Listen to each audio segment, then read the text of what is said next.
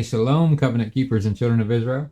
I just want to jump on here for a minute today because something interesting just hit my mind, and Father's trying to reveal something to me. And maybe through this type of forum, we can further the thought process. So,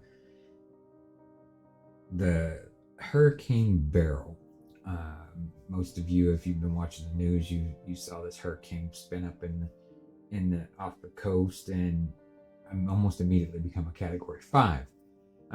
Category 5s are something that we should all pay attention to, but it was supposed to make landfall in Mexico and jump around through like Cancun and around that area, and basically lose its strength. But now it's coming back into the Gulf, and they say it's going to spin up and become a hurricane again. So a second, same hurricane, but a second spin. But the name Beryl is what caught my attention. For those of you that don't know, Beryl is the 8th stone in the breastplate of the high priest. It is actually the stone that represents the tribe of Asher.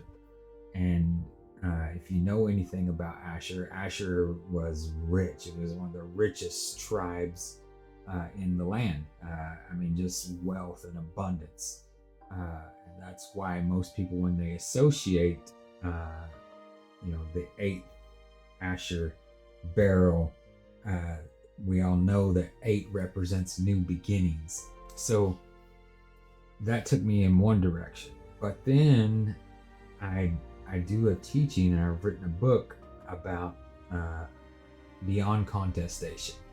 And in this book, we talk about all of the events that surrounded the birth and the death of Yeshua the Messiah, and how Zechariah was in the order of Abijah, which was the 8th order of the priestly divisions, and how it was 8 days after John the Baptist, the promise that was given to Abijah when he was in service. It was 8 days after that promise was fulfilled, when they would have been circumcising John the Baptist, that the dumbness was taken away from Zechariah, and he was able to speak and name John.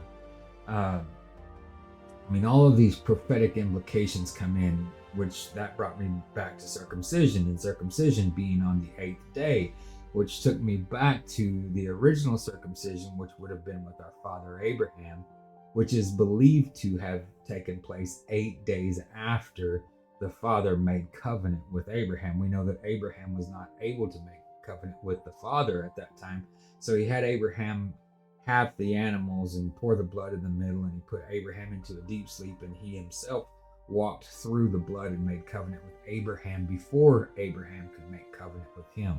So the first covenant,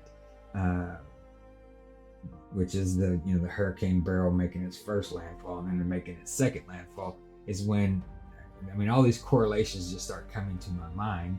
And then 8 days later, Abraham circumcises the flesh of his foreskin and comes into covenant with Yahweh, way up in age. I think he was 90 years old at that time. So we begin to understand this correlation of new beginnings, of new covenants, and all of the promise of the devourer of the enemy being taken away, because 7 is the number of completion, the year of release. Everything's released, so you get a new beginning.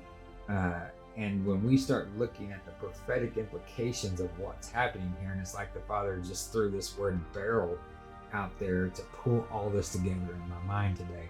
So I could elaborate a whole lot more, but I don't want to just be the only one speaking. So when you see this video, if the Father speaks something to you, write it in the comments down below, and let's see if we can explore this in a prophetic manner. All right, shalom. We'll see you next time at Awaken to Torah.